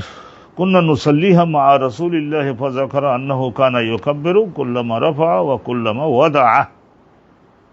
হযরতে আলী উনি আলহামদুলিল্লাহ এই যে তাকবীর সুন্দর করে বলতেন। এইটার দ্বারা ইতমামুত তাকবীর ফির রুকুতে যাওয়ার সময়, রুকু থেকে মাথা ওঠানোর সময়, সেজদায় যাওয়ার সময়, সেজদা থেকে মাথা ওঠানোর সময়, ফের আবার সেজদায় যাওয়ার সময়, আবার সেজদা থেকে, যত তাকবীর বলবেন ততই তো ভাগ্য খুলবে। আর বলবার সময় খুব মহাব্বতে কলবের সমস্ত শক্তি দিয়ে। একখানা হাদিস আপনারা শুনলেন, আর একখানা হাদিস শুনে নিন। حدثنا عبد الله بن يوسف قال أخبرنا مالك بن الإمام بن شهاب بن الزهري عن আবু সালামা, এখানে আব্দুর রহমান বিন আউফ ওনার ছেলে আবু সালামাকে দিছিলেন আবু হুরায়রা হুজুরের কাছে যে একটু ইলম কালাম শিখাইয়ে দেন ভাই, একটু ইলম কালাম ভালো করে শিখাই দেন, আমরা তো পারলাম না, ব্যবসা বাণিজ্যের লাইনে ব্যস্ত থাকি, তো আপনি একটু আমার ছেলেটাকে আবু সালামাকে একটু মানুষ করে দেন, ইলম কালাম শিখাইয়ে দেন। আন্নাহু কানা ইউসাল্লি বিহিম, তো আবু হুরায়রা রাদিয়াল্লাহু তাআলা আনহু উনি আন আবি হুরায়রা আন্নাহু কানা ইউসাল্লি বিহিম, সাহাবাগণকে সঙ্গে নিয়ে আবু হুরায়রাও তো মাঝে মাঝে ইমামতি করতেন, নামাজ পড়াতেন। ফায়ুকাব্বিরু কুল্লামা খাফাতা, যখন রুকুতে যাইতেন রুকু থেকে উঠতেন, সেজদার দিকে যাইতেন সেজদাতে মাথা ওঠাতেন। আলহামদুলিল্লাহ, প্রত্যেকটা সময় আল্লাহু আকবার সঙ্গে থাকবে। কুল্লামা খাফাতা ওয়া রাফা ফাইজা ইনসারাফা, তারপরে নামাজ যখন শেষ হয়ে মুসল্লিদের দিকে আবু হুরায়রা যখন ফিরে বসতেন, ইনসারাফা ঘুরে বসতেন, বলতেন তিনি, ইন্নী লা আশবাহুকুম সালাতান বে রাসূলিল্লাহ, আমি তোমাদেরকে রাসূলুল্লাহ যে নামাজ আমাদেরকে পড়াতেন অবিকল সাবিহ মানে রাসূলুল্লাহ সেই নামাজের সঙ্গে 16 আনা সামঞ্জস্য পূর্ণ করে আমি নামাজটা তোমাদের শেখাবার জন্য চেষ্টা করলাম। হযরত আবু হুরায়রা বলতেন, এটা তাইলে কি হলো, ইতমাম ও তাকবীর ফির রুকুতে যাওয়ার সময়, সেজদা যাওয়ার সময় তাকবীরটাকে একটু সুন্দর করে বলতে হবে, মোটা শব্দে বলতে হবে। ইসলামের কোনো গোপন গাপানের বিষয় না, এটা বলিষ্ঠ কণ্ঠে বলতে পারে। ওই সমস্ত লোকদেরকে নামাজের ইমামতিতে দেওয়া উচিত যাদের মোটামুটি স্বাস্থ্য ভালো এবং এই ধরনের একটু জোরে আল্লাহু আকবার বলবার, কারেন্ট না থাকলেও যাতে জামাতটা চালাইয়ে নিতে পারে, এই রকমের চেষ্টা করে দিতে হবে। আর সলাতের ব্যাপারেও যেরকম, ওই রকম রাষ্ট্র পরিচালনার ব্যাপারেও অত বুড়ো ধাড়া লোকদেরকে এই সমস্ত গুরুত্বপূর্ণ কাজে দিতে নাই। ওই সময় দেহ যেমন দুর্বল হয়, ব্রেন দুর্বল হয়, ঠেলার ধাক্কা দিলেও নড়তে চায় না, এদের দিয়ে রাষ্ট্র বেশি অগ্রসর করা মুশকিল। তো এখন আমরা আলহামদুলিল্লাহ সলাতের সঙ্গে সলাতও যা, রাষ্ট্র পরিচালনাও তাই, ইসলামে এগুলিকে আলাদা করে দেখে না। বাবু ইতমামের তকবীরটাকে একটু পরিপূর্ণ করতে হবে। সেজদাতে যখন সেজদায় যাবে তখনও তকবীরটা ঠিকমতো দিতে হবে, ওঠার সময়, যাওয়ার সময়। حدثنا ابو النعمان قال حدثنا محمد بن زيد عن غيلان بن جرير عن مطرف بن عبد الله مطرف بن عبد الله তিনি বলছেন মুতাররিব ইবনে আব্দুল্লাহ আল্লাহর নবীর সাহাবা উনি বলছেন তাবেঈ সাল্লাইতু খালফা আলী ইবনে আবি তালিব আবু যুবৈল আলী ইবনে আবি তালিবের পেছনে মুক্তাদি হই আমি নামাজ পড়লাম আমি পড়লাম আর ইমরান ইবনে হুসাইন আমরা দুইজন গেছিলাম তো নামাজ পড়লাম ওনার সঙ্গে ফাকানা ইজা সাদা কাবরা সিজদায় যাওয়ার সময় আল্লাহু আকবার বলতেন ওয়া রাফা রাসাহু কাবরা যখন মাথা উঁচু করতেন সিজদা থেকে তখন আল্লাহু আকবার বলতেন ওয়াইজা নাহাদা মিনার রাকাতাইন আবার দুই রাকাত নামাজ শেষ করি আরো বাকি দুই রাকাত আসরে জোহরে আসরে ঈশা তাইলে আর মাগরিবে অনুরূপভাবে দুই রাকাত শেষ করি আবার দাঁড়াবে না তো নাহাদা মানে কামা যখন দাঁড়াতেন দুই রাকাত শেষ করি যখন আত্তাহিয়াত পড়ে যখন দাঁড়াতেন কাব্বারা তখন উনি আল্লাহু আকবার সুন্দর করে বলতেন ফালাম্মা কাদা সালাত নামাজ যখন শেষ করলেন আখাযাবে ইয়াদি তখন ওই যে ওনার ইমরান ইবনে হুসাইন উনি ওনার সঙ্গে গেছিলেন কেটা গেছিলেন ওই যে আব্দুল্লাহ আব্দুল্লাহ এই মুতাররিফ ইবনে আব্দুল্লাহ উনি গেছিলেন না ওই হযরতে ইমরান ইবনে হুসাইনের সঙ্গী হয়ে গেছিলেন না হযরতে আলীর পেছনে নামাজ পড়লেন না তো উনি আমার হাত ধরে বললেন কেটা ইমরান ইবনে হুসাইন উনি মুতাররিফ ইবনে আব্দুল্লাহর হাত ধরে বললেন কি বিয়াদি ইমরান ইবনে হুসাইন ফাকালা এবং বললেন মন্তব্য করলেন যে কাদ যাক্কারানি হাযা এই ব্যক্তি মানে হযরত আলী আমাদের সকলকে আবার কলিজার মধ্যে জাগ্রত করে দিলেন সালাতা রাসূলিল্লাহ সালাতা মুহাম্মাদিন সাল্লাল্লাহু আলাইহি ওয়াসাল্লাম রাসূলুল্লাহর নামাজ আও কয়লা এই বাক্য বলেছিলেন যে যাক্কারানি হাজার রাজুল সালাতা মুহাম্মাদিন সাল্লাল্লাহু আলাইহি ওয়াসাল্লাম এই বাক্য বলেছিলেন আও অথবা বলেছেন কয়লা অথবা বলেছেন এরকম যে লাকাদ সাল্লা বিনা এই ব্যক্তি হযরতে আলী আজকে নামাজ যেটা পড়ালেন আমাদের সঙ্গে নিয়ে সালাতা মুহাম্মাদিন সাল্লাল্লাহু রাসূলুল্লাহর নামাজ আমরা রাসূলুল্লাহর পেছনে নামাজ পড়ছি না এইরকম রুকুতে যাওয়ার সময় ওঠার সময় সিজদায় যাওয়ার সময় যতবার হোক ওঠার সময় দুই রাকাতে নামাজ শেষ করে তারপর তৃতীয় রাকাতে মাগরিব হলে তৃতীয় রাকাতে আর আসর এবং জোহর আসর আর ঈশা হলে তো বাকি দুই রাকাতের জন্য যতবার দাঁড়াবেন ততবার আল্লাহু আকবার তাইলে তাকবীরগুলিকে ইতমামুত তাকবীর এই তাকবীরগুলিকে একটু লম্বা করেও বলতে হবে ইমাম যাতে সকলে ফলো করতে পারে ওনাকে এইরকম ভাবে মিলিটারি ট্রেনিং এর মতো ওইরকম করে আল্লাহু আকবার আল্লাহু আকবার এত শর্ট টাইমের মধ্যে বুড়ো টুড়ো লোকজন আসে না তারা কি করে তাহলে সেই মদিনার যে সমস্ত ইমামগণ বিশেষ করে আল্লামা শেখুল হাদিস ও তাফসীর শেখুল মাশায়েখ হযরতুল আল্লামা মাওলানা আলী বিন আব্দুর রহমান আল হুযাইফি হুজুর কি সুন্দর করে তাকবীরটা দিয়ে আস্তে আস্তে ওঠেন সব ধরনের মুসল্লি একসঙ্গে উঠে যেতে পারে আবার রুকুতে যেতে পারে সিজদায় যেতে পারে সব কি সুন্দর আলহামদুলিল্লাহ ওই নামাজটা পড়বার সময় আমারও দিল বলে যে রাসূলুল্লাহ সাল্লাল্লাহু আলাইহি ওয়াসাল্লামের নামাজের মতোই নামাজ পড়বার জন্য জীবন দিয়ে ইনি চেষ্টা করে চলেছেন আল্লাহ রাব্বুল আলামিন তাদের সকলকে ডক্টর আব্দুল মোহসেন আল আব্বাদ উনি আলহামদুলিল্লাহ আমার উস্তাদ আলী বিন আব্দুর রহমান আল হুযাইফি আহমদ আল গামিদি এই সমস্ত বড় বড় জগৎ বিখ্যাত জগতের গৌরব এবং গর্ব এই সমস্ত লোক চলে গেলে আর এমন আলেম আর জগতে তৈরি আল্লাহ করলে করতে পারেন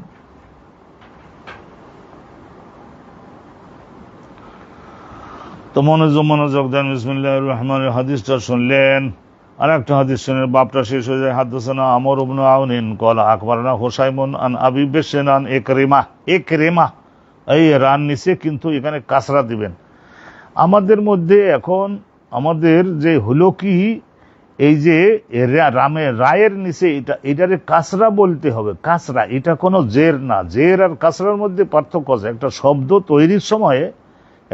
তৈরির সময়ে যেটা দেওয়া হয় সেটা হলো কাসরা আইনের নিচে কাসরা এই রায়ের নিচে কাসরা মিনাল মসজিদে এখানে মিন আমেলের কারণে যে মিনাল মসজিদে দালের নিচে যেটা হলো এটারে বলে জের আমেলে যেটা দেয় সেইটা হলো জের আমেলে যেটা দেয় সেটা হলো নসব আমেলে যেটা দেয় সেইটা হলো রফা আমেলে যেটা দেয় সেইটা হলো জজম আর শব্দ তৈরির সময় যেগুলি দেওয়া হয় সেইগুলি একটা হলো ফাতা একটা হলো জম্মা আর একটা হলো কি কাসরা আর একটা হলো ওই যে সুকুন এগুলি আমাদের শিখতে হবে তো। আলহামদুলিল্লাহ, আরবি ভাষা কত গুরুত্বপূর্ণ। রসুলুল্লাহ শিখাই দিতেন, হযরত আলীকে শিখাইয়ে দিতেন। রসুলুল্লাহ একবার খ্রিস্টান, বিখ্যাত একজন খ্রিস্টান ধর্মীয় নেতা, তাকে বলেন, মান আজহালাকা আন লুগাতে কাউমিকা, তোমার নিজের মায়ের ভাষা, বাপের ভাষা, দেশের ভাষা, জনগণের ভাষা সারা জীবন শুনতেছ, তারপরেও তুমি এই ভাষাটার ব্যাকরণ সম্পর্কে এত বড় অজ্ঞ তুমি থাকলে। রসুলুল্লাহ বললেন, আহা নবী পাক আবার মান আজহালাকা, মান আজহালাকা।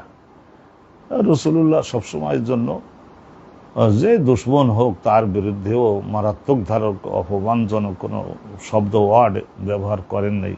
নিজের হাতের সাহায্যে আঘাত করা তো পরের ব্যাপার। মান আজহালাকা, কিন্তু আজকের বলছিলেন মান আজহালাকা আন লোগাতে কাউমিকা, এটা ভুল করছিল তো, সেই জন্য রসুল্লাহ তারে সুধীরে দিলেন এইরকম ভাবে, রহমাতুল্লিল আলামিন। রসুল বলতেন না, আল্লামানি রব্বি, আমার আল্লাহই আমার সবকিছু শিখাই দিয়েছেন, আমার শেখানো বাদরাহেন নাই কোনো কিছু। মনোযোগ দিবেন।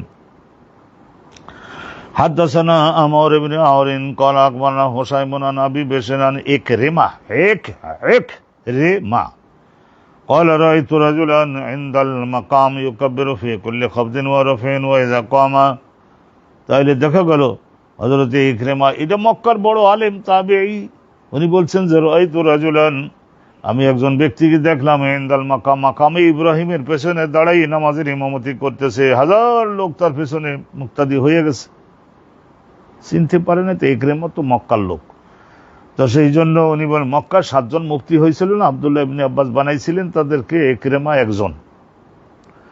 রাআইতু রাজুলান ইনদাল মাকাম, মাকামে ইব্রাহিমের পাশে দাঁড়িয়ে নামাজ পড়তেছে, পড়াচ্ছে একজন বুড়ো লোক, ইউকাব্বিরু ফি কুল্লি খাফদিন ওয়া রাফিন, মাথা রুকুতে যাওয়ার সময়ে, সেজদায় যাওয়ার সময়, মাথা রুকু থেকে ওঠাবার সময়, সেজদা থেকে মাথা ওঠাবার সময় প্রত্যেকটা বারে আল্লাহু আকবার বলে। ওয়াইজা কামা, যখন দাঁড়ায় তখন আল্লাহু আকবার বলে। ওয়াইজা ওয়াদা, যখন দেহ নিচু করে সহকারে মাটিতে স্থাপন করে তখন আল্লাহু আকবার বলে করে। ফা আকবার তো আব্দুল্লাহ ইবনে আব্বাস ওই সময় মক্কায় থাকতেন।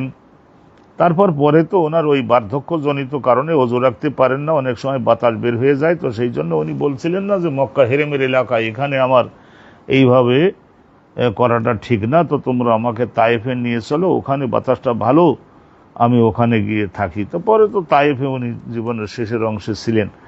তো হযরত আব্দুল্লাহ ইবনে আব্বাসের ছাত্র হযরত ইকরিমা, উনি বললেন, ফা আকবার তো ইবনে আব্বাস, আব্দুল্লাহ ইবনে আব্বাসকে আমি খবরটা জানালাম। ফাকালা, আব্দুল্লাহ ইবনে আব্বাস যখন বললেন, আওয়ালাইসা তিলকা সালাতান নবী,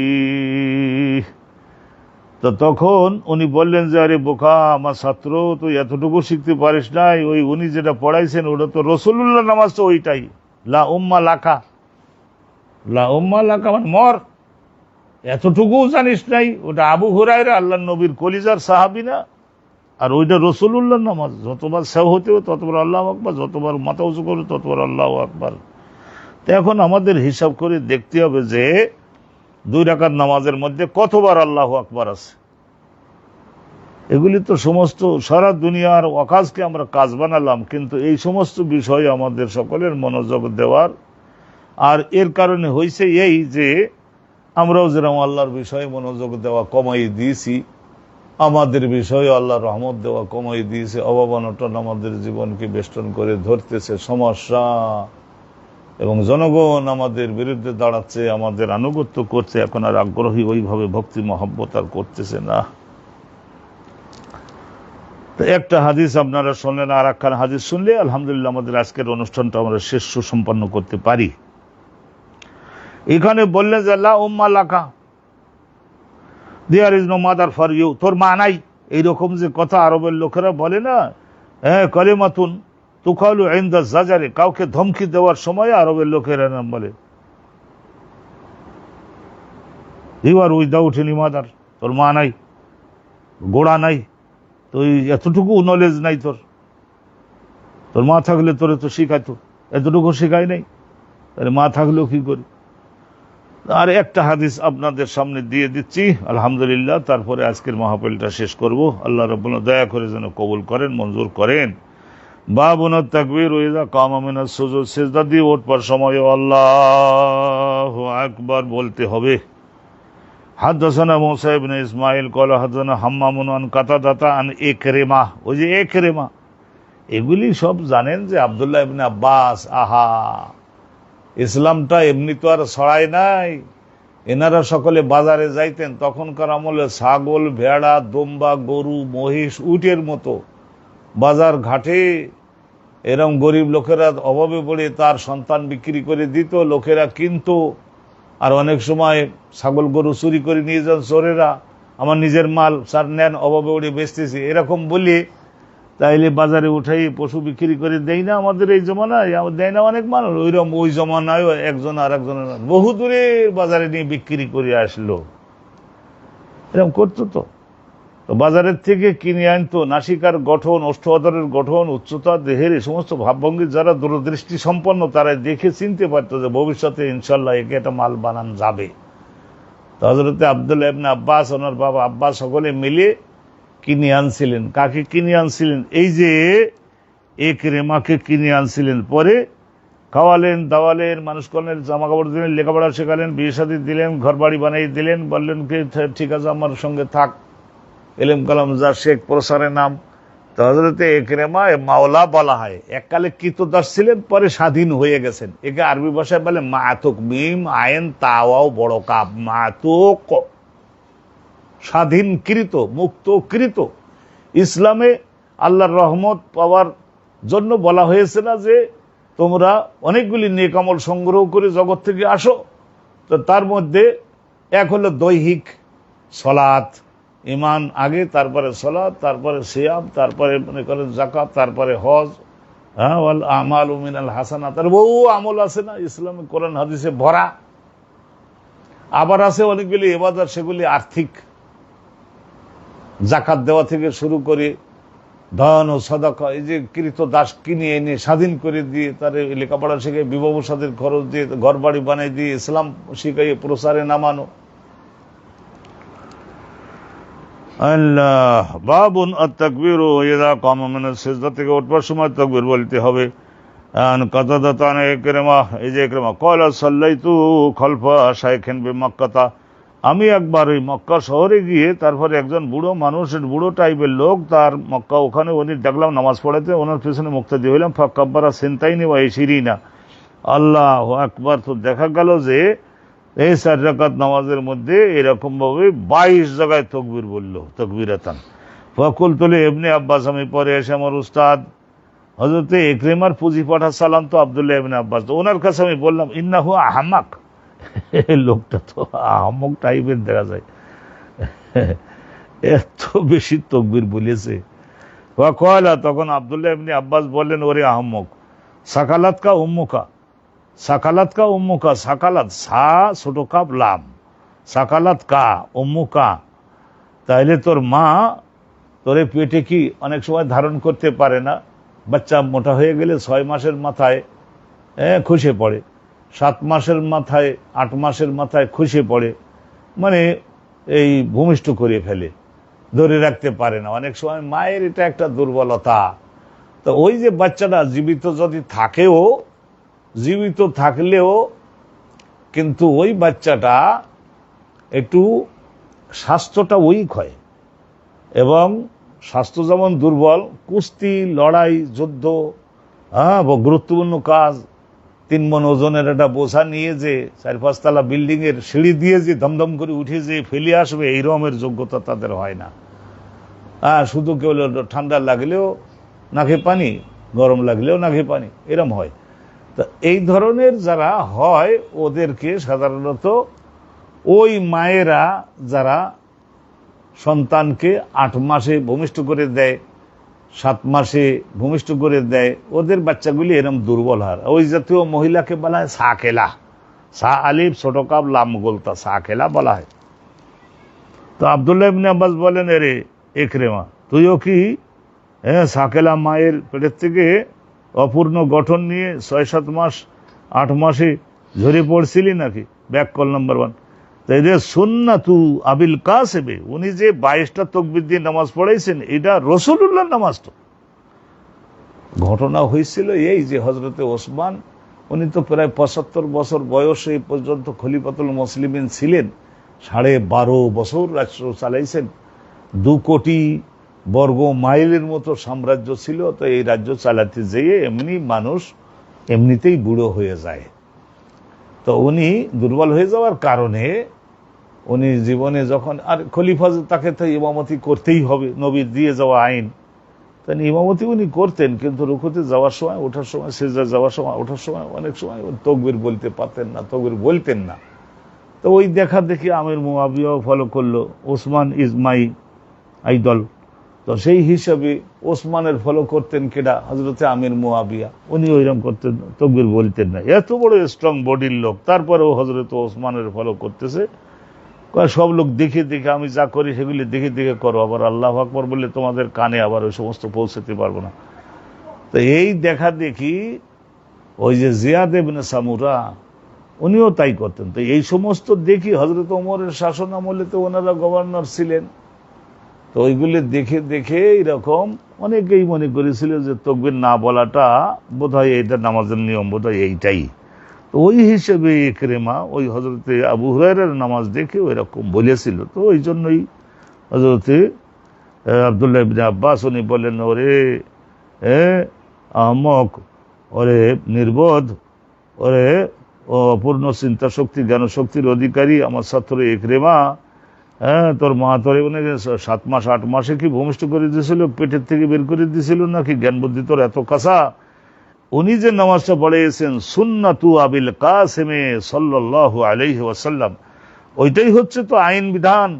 আবুল কাসেম মোহাম্মদ সাল্লাল্লাহু আলাইহি ওয়াসাল্লাম, ওইটা হলো আবু হুরায়রা যে নামাজ পড়াইছেন শাইখুন বে মক্কা, ওইটা হলো হযরতে আবু হুরায়রা, নবী পাকের কলিজা না, রাসূলুল্লাহর নামাজ না ওইটা। ওয়াকালা মুসা আত-তাবুযিকি, মুসা আত-তাবুযিকি বলেছেন হাদাসানা আবান ইবনে ইয়াজিদ ক্বালা হাদাসানা কাতাদাতু ক্বালা হাদাসানা ইকরিমা। আর একটা সনদ থাকলে একটা বক্তব্যের যদি কয়েকজন বলে হ্যাঁ উনি মাহফিলে এই ওয়াজ করেছেন, তাইলে বোঝা যায় যে হ্যাঁ বক্তব্যটার ব্যাপারে আর কোনো সন্দেহ নাই, সংশয় নাই, অস্পষ্টতা নাই, দৃঢ়তায় এসে গেল। সম্মানিত দর্শক মণ্ডলী, আমরা আজকের আপনাদের এই স্থানে রুখসত আলহামদুলিল্লাহ আমরা দিচ্ছি। আল্লাহ পাক রব্বুল আলামিনের কাছে রহমত। আমরা তো কিতাবুস সালাত থেকে আলোচনা করছি, এই কিরাতের আলোচনা দিয়ে শুরু হয়েছিল, তারপর তাকবীরের আলোচনায় ইনশাআল্লাহ তাআলা আমরা শেষ করলাম। নামাজের প্রত্যেকটা বিষয়, নামাজের মধ্যে যে সমস্ত আমলগুলি আছে, প্রত্যেকটা আমল কীভাবে বাস্তবায়ন হবে, এগুলি সব ইনশাআল্লাহ আপনাদের সম্মুখে শোনানোর চেষ্টা করা হবে। হযরত ইমাম বুখারী কত বড় আমানত তিনি আদায় করেছেন, আল্লাহ বাল্লিগু আন্নি ওয়ালাউ আয়া, আর কত বড় ভূমিকা পালন করেছেন। আল্লাহ তাদের সবাইকে জান্নাতুল ফেরদাউস নসিব করুন। আজকের এই পর্যন্তই। ওয়া আখিরু দাওয়ানা আনিল হামদুলিল্লাহি রাব্বিল আলামিন। আসসালামু আলাইকুম ওয়া রাহমাতুল্লাহি ওয়া বারাকাতুহু।